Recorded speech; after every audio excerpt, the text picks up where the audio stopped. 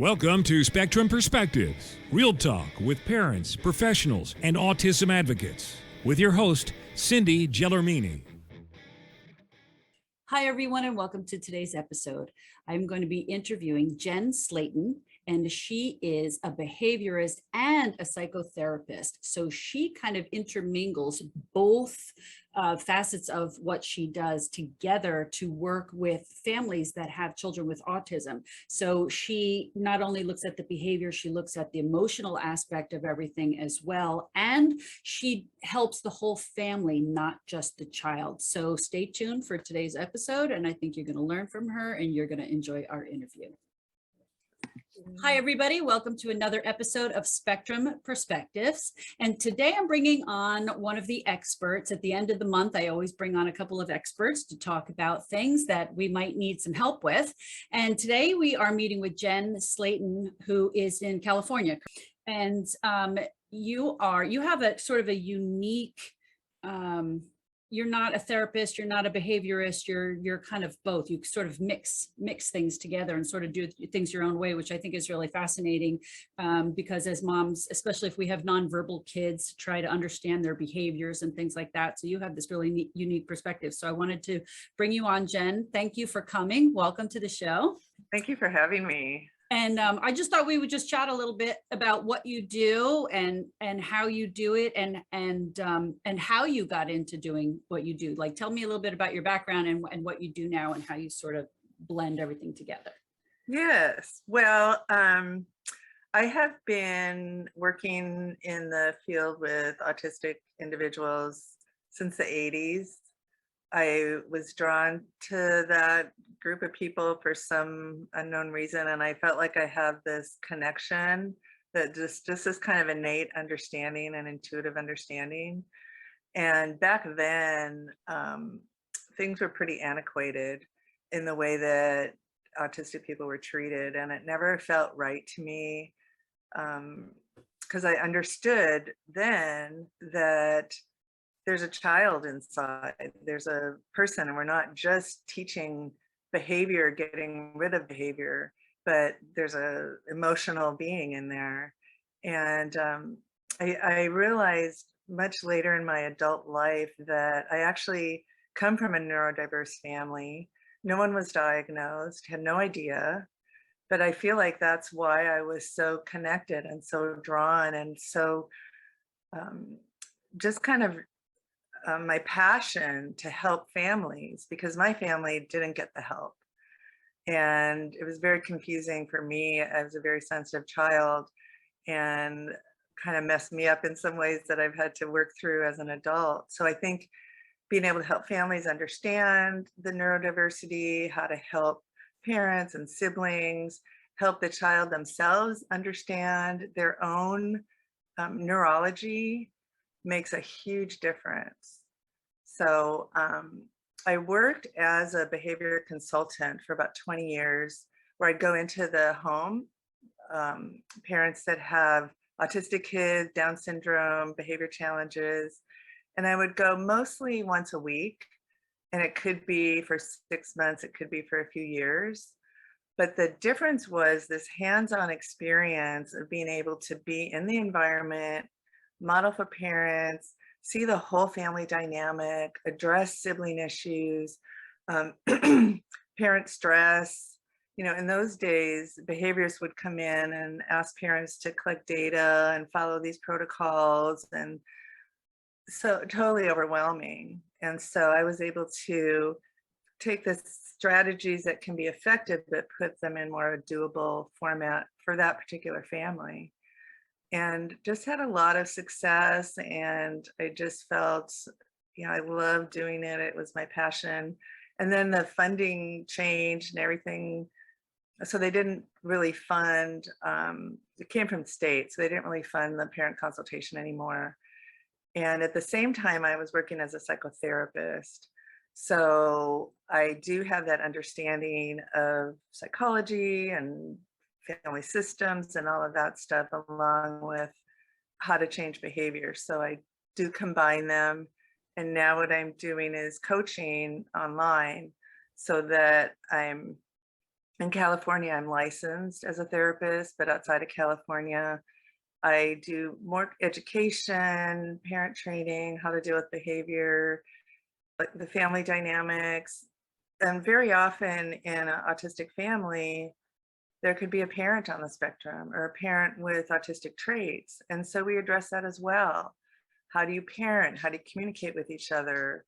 How do you make sure that your neurotypical child is not feeling left out?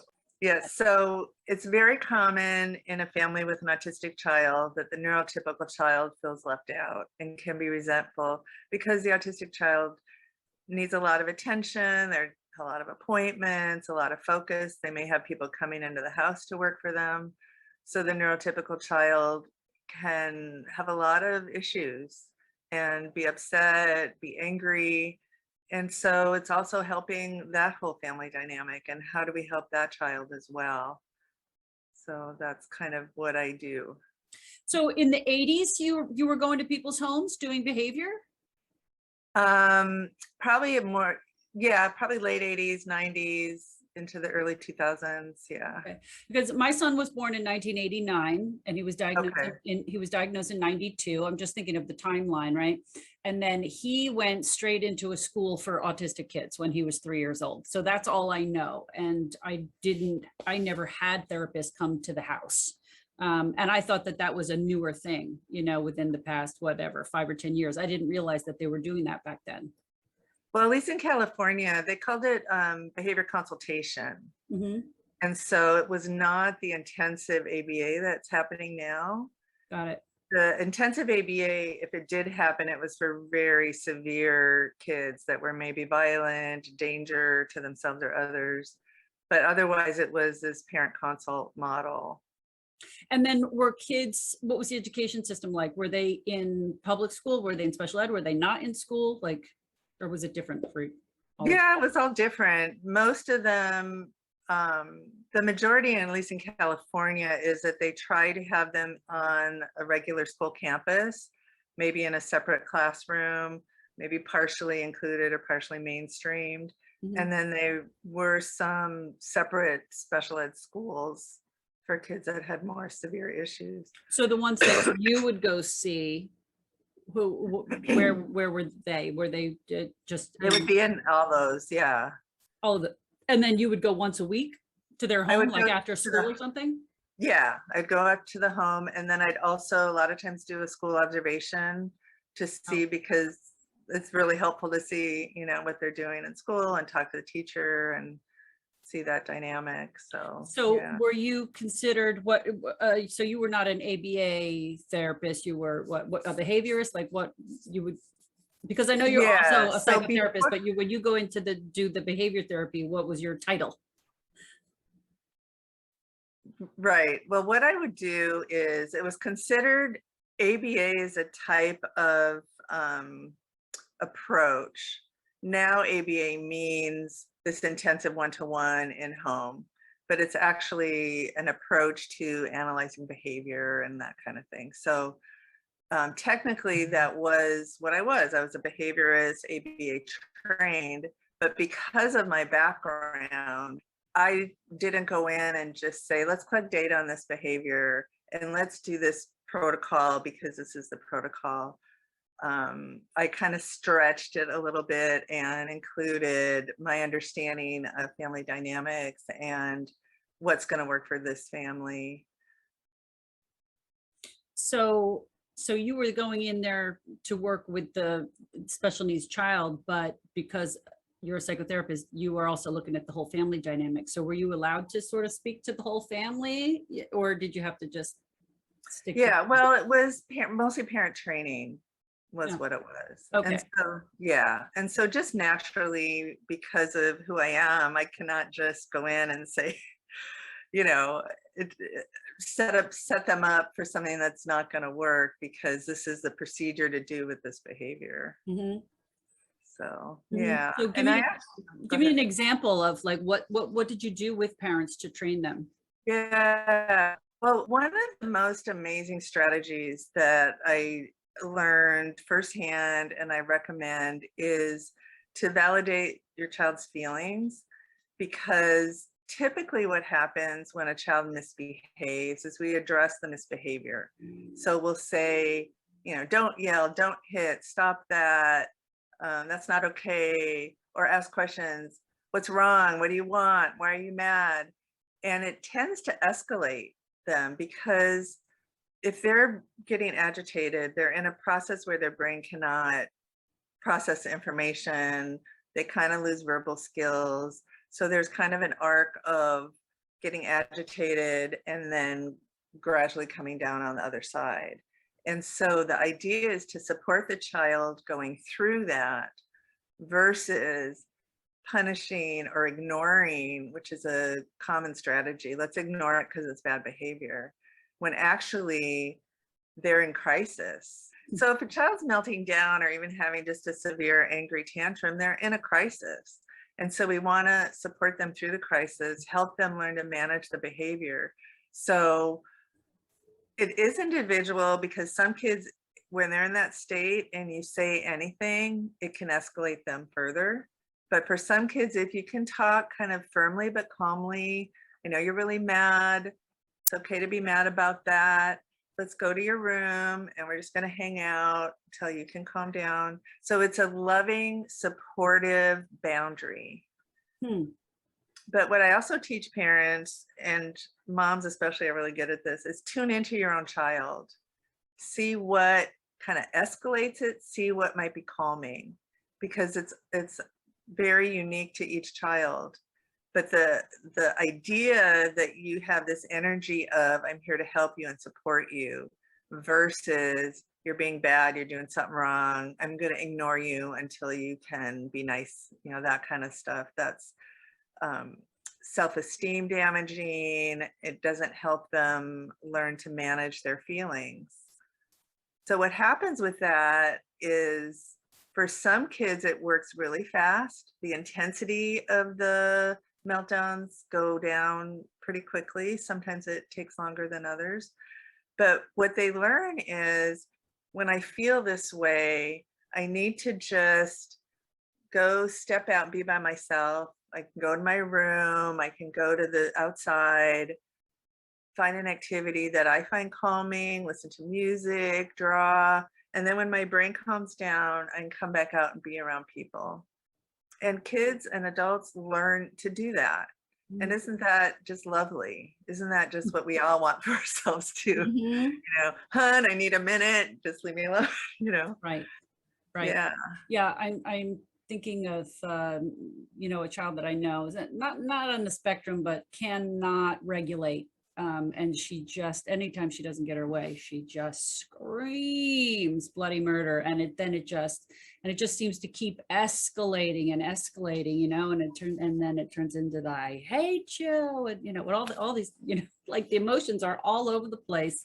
I know she's learning how to go to her room and just kind of go hang out on her bed and whatever she does there to sort of calm herself down. But you see the dynamic of what that does in the family, and the parents try every different method to deal with it. The yelling, the punishing, the ignoring, Right, exactly. And then it stresses out, and then the other kids in the family are stressed out too. They're like, oh, here she goes again. It's like, Exactly. how do you deal with this? Yes, and the reality is, if you go in with the intention, I've got to stop this behavior, you're getting into a power struggle, and that just escalates it. For sure. Yeah, so you cannot stop it, but you support the child in going through this emotional upheaval. And, it doesn't work 100% of the time, but a high percentage of the time. I've been doing this for decades, and it is so effective, because that's all those things have been tried. And so they know that when I start to escalate, it's like, uh-oh, everybody's gonna get mad at me, I'm gonna get in trouble, I'm doing something wrong, and it just makes it more intense. But when they know that, okay, I'm safe, mom and dad are here to help me, everything's gonna be okay, I know I'm gonna get over this, no one's gonna be mad at me, it really brings down the secondary intensity of the emotion. It gets layered. Like, I have this emotion, but now uh-oh, oh no, I'm losing it, uh-oh, it makes it more Mhm. intense. Mhm. So And I then guess it's individual and they just need to learn what are the things that can calm them down. Like you said, like going outside or whatever, listening to music, whatever. I guess you have to try to figure right, that out. right. And And and and you the do all virtual consults with families, you said? yes, Okay. absolutely, Okay. absolutely. So if there's a family here in New Jersey that's going through this, they can contact you in California and you can kind of, do you do it through Zoom Absolutely. like this? Do it through Zoom? Yes, yes. And actually since COVID, Sure. everything's been virtual and it's Yeah. amazing how effective it is. And the kids like it better than coming into an office Yeah. because they Yeah. can be at home and when they get overwhelmed, they can kind of step out and Sure. come back and forth. Yeah, yeah. Yeah. So can we talk about stimming a little bit? Like, right? There's a lot of discussion back and forth on Facebook pages about ABA therapy and about stimming and stuff. So that's why I'd like you to talk about it a little bit. People with autism say that they need to stim. You Right. shouldn't make them stop stimming. I see new parents ask questions like, how can I make them stop walking on their toes? Or how can I make them stop doing this behavior, that behavior? And then you'll get the autism community jumps on them. Don't make them stop. It's who they are, blah, blah, blah. But, Right. but can Right. you explain kind of, what the stimming is all about? Like why they do it? Yeah, yeah. Well, I'll say back in the day, that was the approach. That was the behavioral approach, ABA Yeah, to make the was stimming stop, make them act normal. exactly that it's like a bad behavior, an Mhm. undesirable behavior. But now, yes, we understand differently. And I actually worked for an agency that was much more compassionate. And what we learned to do was to help them find like an appropriate time and place, not to try to eliminate it. Um, but yes, it's very calming. It's regulates their system. It brings them back in balance. It's just a neurological process. And it reminds me, a lot of people tend to be more familiar with Tourette's and what Tourette's is, where there's tics Mhm. that people will uncontrollably blurt out bad words or this kind of thing. And they can control it for a time, but then they've just got to let it out. And I think I'm not a neurologist or a neuroscientist, but I see it as kind of a similar thing. Like sometimes they can control it for a time, but then they need to do it. They need to release it. And so I remember reading somewhere years ago, I think it was a girl talking about how they wouldn't let her stim all day in school. So as soon as she got home, she had to stim. It's like she just had, like she held it in all day, like you're saying, and she had to let yes, it out when she got home. yeah. Yeah. Yeah, and school is a whole nother thing. Mm.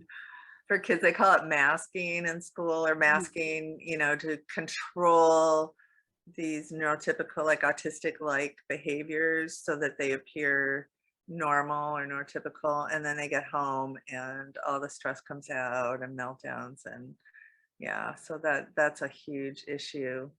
But if it's not disruptive, I think helping to find ways in school to, have squish balls, or if somebody's like loud vocal stems, that can be difficult in a classroom. But then what we do too is we look at, is there something in this environment that's creating more stress that those stems are going up? And so there's a whole bigger picture to look at to see why maybe they're doing it more in school or what's stressful about school. And then there's kids that just need to do it periodically throughout the day and they can have stim breaks or, when they're home, let them just do that. Mhm. There's some kids that I worked with that stim all the time and it's hard to get their attention and stuff. And that's kind of a different level of stim, I think, than probably what you're talking about. But we'll both, Yeah, because yeah, I mean, my son, he would stim all day long if you let him, and then he's not going to learn anything. right, It's like, right. okay, it's like, no, you need to stop for a while and pay attention now and learn. Like you can't just let it go all day long. But I when he came home, I let him, he would he would find our shoes and he would twirl our shoes, and Yeah, like pull them all up into knots. But it made him very happy and he loved to do it, exactly. Yeah, So we just gave him old pairs of shoes that we didn't need anymore, yeah, and let him do his thing, yeah. Um, because And then maybe have stim breaks at school, or have an OT come in, occupational therapist come in, Mhm, and see if there's other things that might help his body feel better while he's in school. mhm. They have all different, sitting on certain cushions or having weighted pillows, and those kind of things can also help. Yeah. My son works at a special ed school now with autistic kids, and Oh, he's in the room. Well, he's a big guy. He's like 6'4", 250 pounds or whatever. So he's got the biggest kids with the worst behaviors.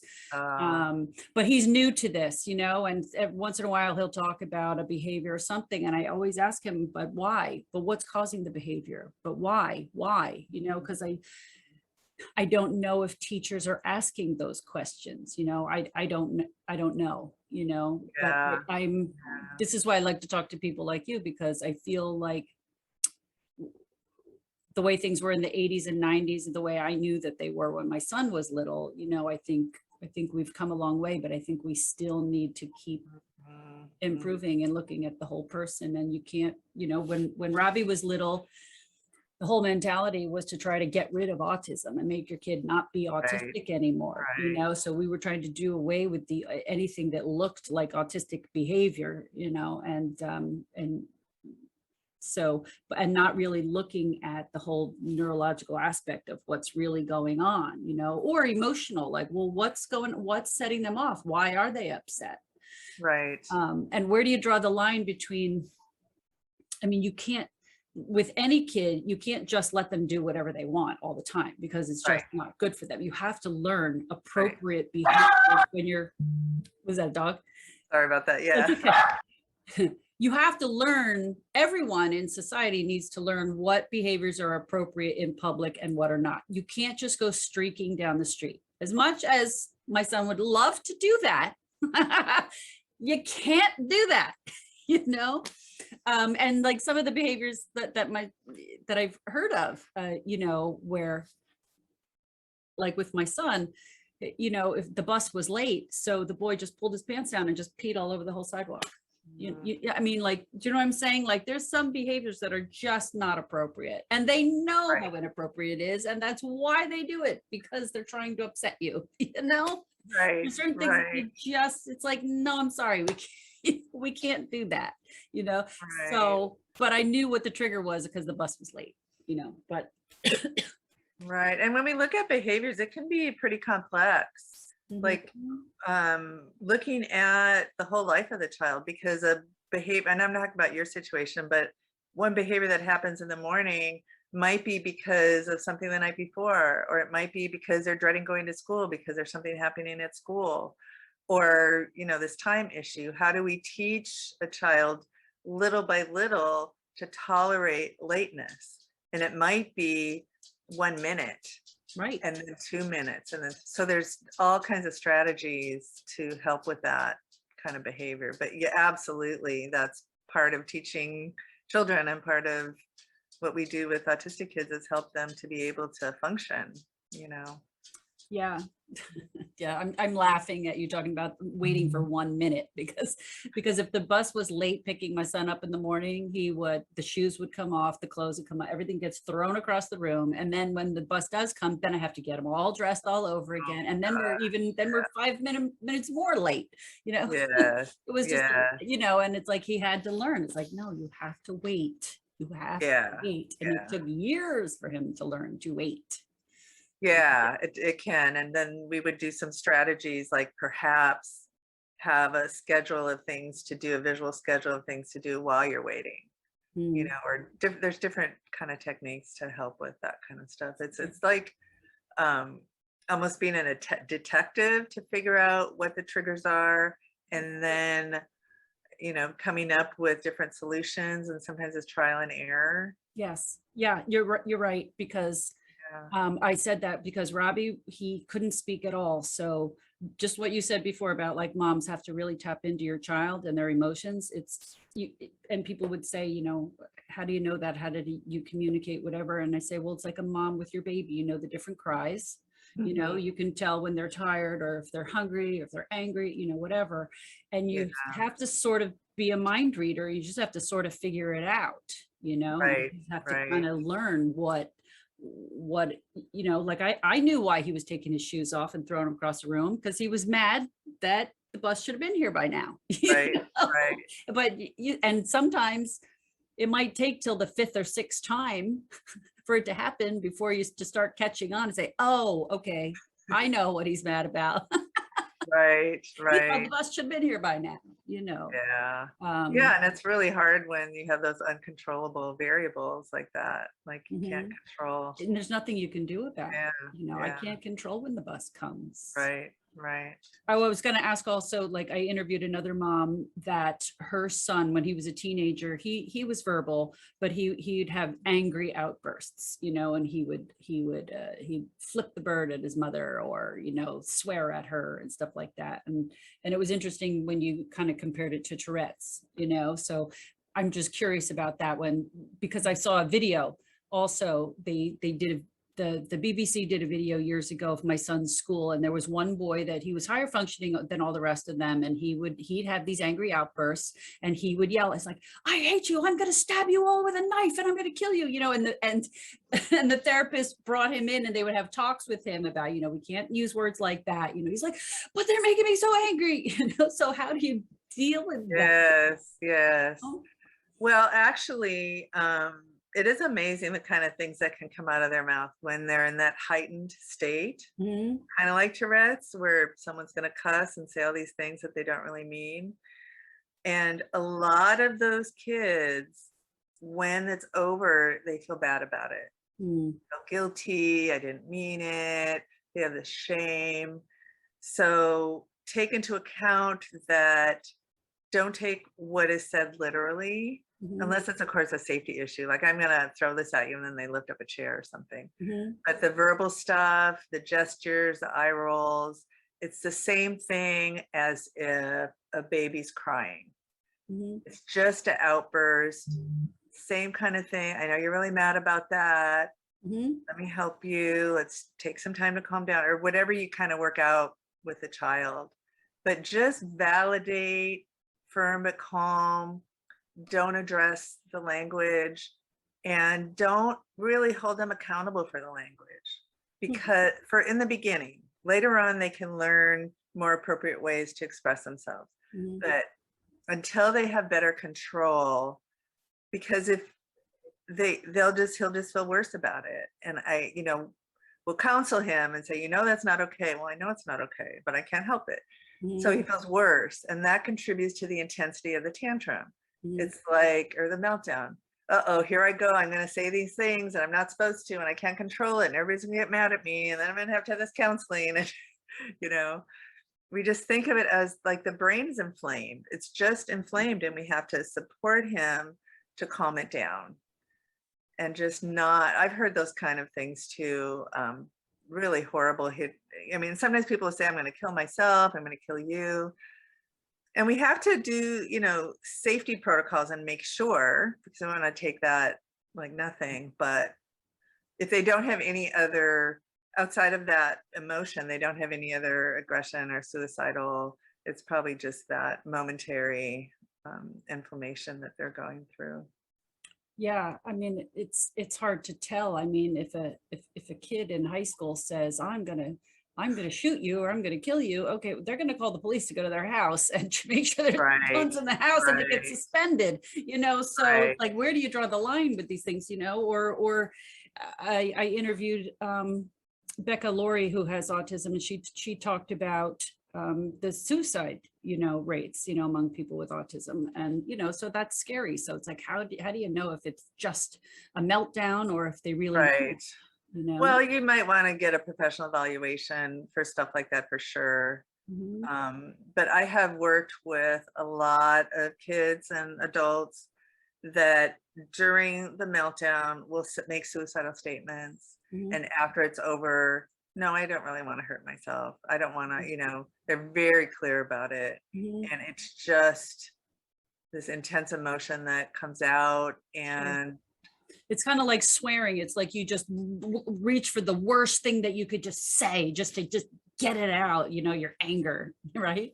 I don't know how, that'd be interesting to ask an autistic person Mhm. going through it, a lot of times when I talk to them, they don't really quite remember Yeah, the details of it. yeah. But yeah, I don't know that it's even that conscious of a process that I'm, you know, Well, what can, just kill you, it's just like that's an angry word, like yeah, it just comes I'm just out. It assuming just that's comes out. where that comes Yeah. from. So it's interesting that you said that they feel bad afterwards too, because when they hit puberty, okay, all things all things change. Hmm. And that's when my son started to get very violent, and he would typically go after my husband. My husband, he's Italian, he's loud, he shouts when he talks. I have to remind him to use his indoor voice, and Robbie didn't like the shouting. And so he would come stomping out of his room, and he would go after my husband, and he would grab him, by the shirt and pull him to the floor. And he wouldn't stop going after him until he heard his shirt rip. Like he had to hear this ripping sound, and then he would stop, and then he would back off, and he would kind of almost curl up into a ball and start crying. Oh, And I was like, wow, it's almost like he feels like he was the one that was attacked, even though he's the one that did it. And it was so confusing and heartbreaking to see him so upset afterward right, too, right. so it just, and because he couldn't speak, I couldn't ask him, how do you feel, what's going on in there, like it Yeah, was, the whole thing was yeah, just so, so as I'm learning, I guess there's a difference between a tantrum and a meltdown, and what's going on neurologically, and then they feel bad afterwards because they kind of didn't have control over it. right, right. What happens, and I just kind of want to ask you about the puberty stage a little bit, because that's when the aggression comes and everything seems very escalated. My other son, my neurotypical son, when he hit that age around 12, 13, whatever, he says, Mom, I don't know what's wrong with me. I just feel angry all the time. And I was like, honey, that's hormones. I'm like, you'll grow out of it, but it's like right now it's just like adrenaline everywhere. And so that was my only understanding of the puberty stage with boys. I couldn't ask Robbie, but it kind of made sense.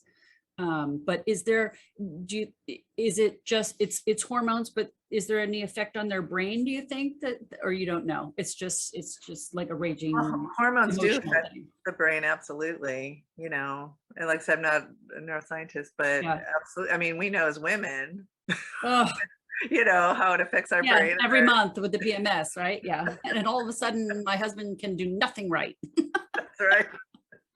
That's And right. everyone's too loud. Like I can't even stand the sound of somebody chewing. It's just, everything is like heightened, Right, Yeah. right. Yeah, Yeah. yeah. But so if a parent is going through that type of situation that I'm explaining, like how could we help them? Like how should they handle the Yeah, situation? Because see, my husband, he would start, his immediate reaction is to yell. It's like, oh, Robbie, stop. And I'm like, you're making it worse. exactly, Stop exactly. talking. Just shut your mouth. Yeah. Don't speak. Yeah, and he got triggered as well, and Mhm. he may have had a hard time in his own brain to be Yeah. able to control himself when he's triggered. Yeah. Yeah. The two of them were triggered. Yeah, right, right. And that's a really almost impossible situation. So if the aggression is really severe, I definitely seek outside help, get some experts in there, get some, every state's different, but I think most states now, someone can come into the home to work with him. Yeah. Um, And also because of COVID, my son, David, that's working with the autistic kids, they had to quarantine for 2 weeks, and yeah, they were only doing it on Zoom. And right, right. one of the boys, a really big boy, his mother was with him trying to get him to do the work, and the boy literally beat his mother up right on camera, right in front of the Oh, staff, and there was nothing they could do because they're watching it on a Zoom call. And I was like, that woman needs somebody to come into the house and needs help. So, and she probably doesn't know who to call. So, well, for the first thing, just because, we're doing this to different people, in an emergency, you call 911, right? If it's out of control and someone's getting hurt and that kind of thing. But the Zoom learning, the virtual learning, some kids, it was impossible. I've had a lot of parents that said we just couldn't do it. Mhm. It's not, you just have to not push it to that point when you have a big kid that's Yeah. that aggressive. Yeah, I think even my nieces, my neurotypical nieces, they hated school on Zoom, hated it. I mean, one of them was just like, she just clicked the computer and just turned it off because she just didn't want to do it. So yeah, kids just don't like the Zoom calls. They don't like, so, and I think for kids with autism, I think it's, probably even worse. Well, some kids actually that I had really loved it because they find school really stressful. Yes. They did well with the computer learning. So Everybody's different.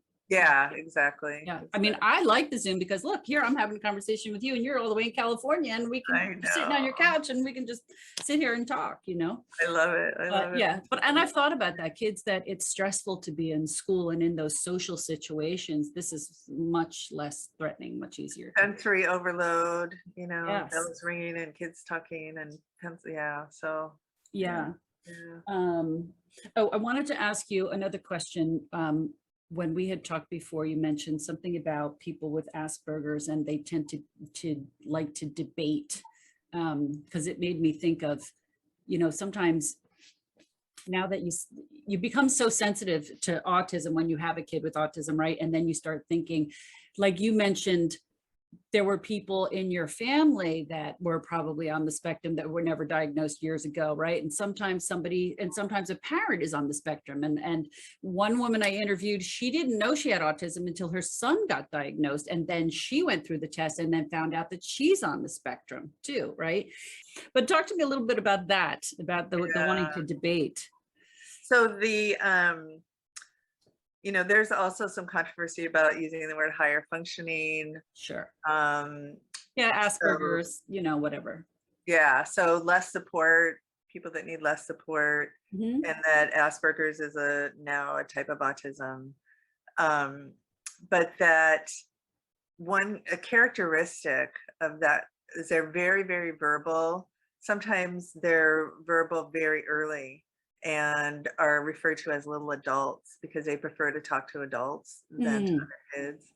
And they sometimes have this kind of innate need for things to be about them to meet their needs. And I think that that's part of the neurology of autism, is that if I'm not interested in it, if I'm not going to get anything out of it, I don't want to do it. And so we use different strategies to help with that. But so if you have a very verbal, bright kid that doesn't want to do something, they will pull out all the stops to talk you out of it and come up with things that sometimes are on the edge of making sense, but they don't quite make sense. And it's really easy to get pulled into these arguments trying to explain to your child why that's not a good argument. And then they just take you down the rabbit hole. And before you know it, you're, people are yelling at each other.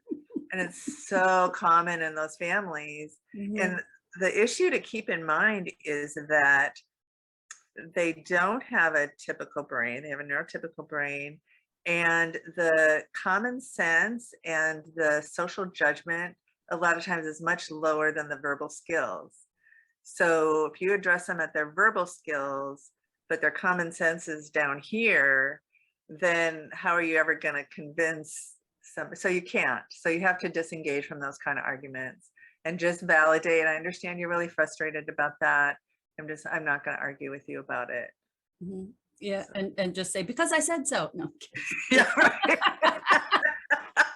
Didn't we all get That's that? That's when the parent gives up. Like, I'm tired of all the questions. Do it because I said so. Exactly.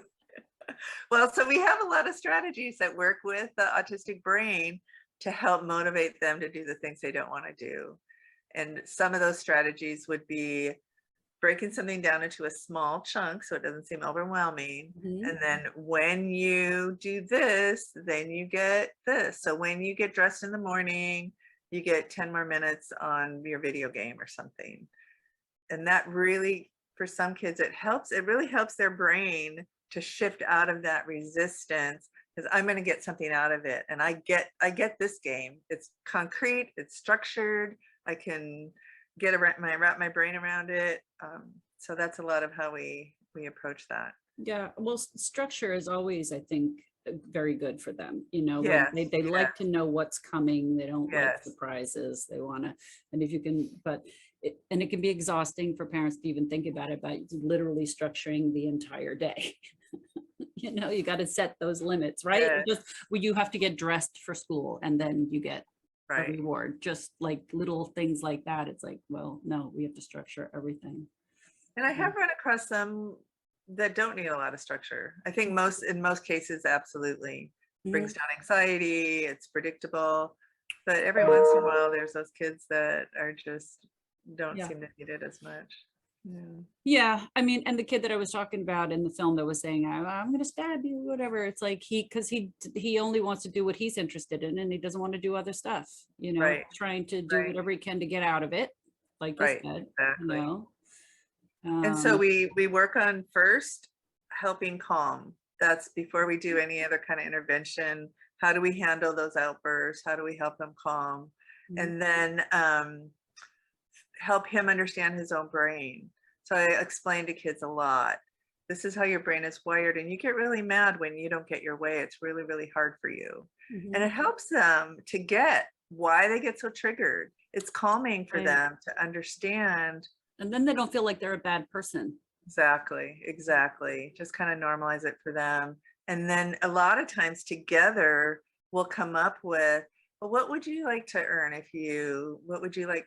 And some of the kids get so excited about it. They want to earn points, they want to make a chart. And they get really excited because it really works with their brain. It really is something that can, not all kids, but a lot of them, I get really enthused about it. Yeah, that's good. So yeah, it sounds like you've got a lot of like tools and tricks and tips and things because you've done this a long time.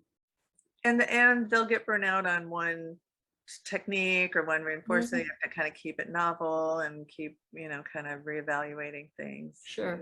Well, and as the kids get older, they change too. Their needs change. Absolutely. Yeah. Yeah. And with the adolescent thing that we were talking about, some kids in adolescence actually seem to improve.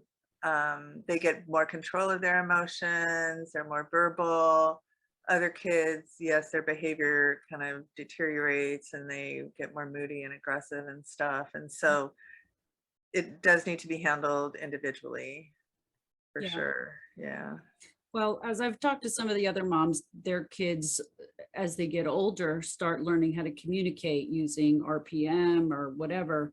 And that does away with a lot of their frustration and their outbursts once they can communicate. But some kids like my son that never was able to communicate, it's, so it's well, they're all different. You use different techniques, right?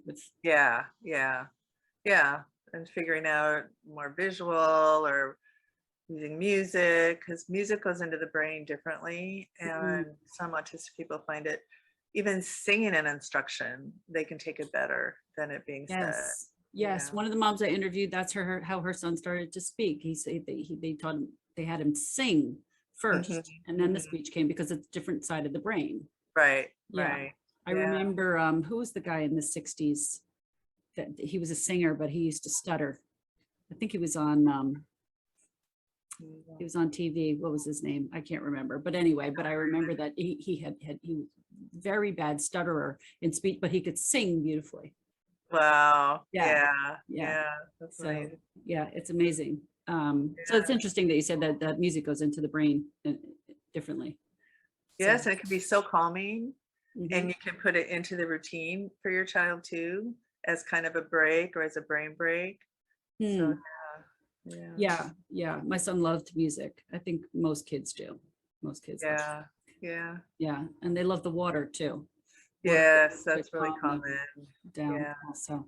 So yeah.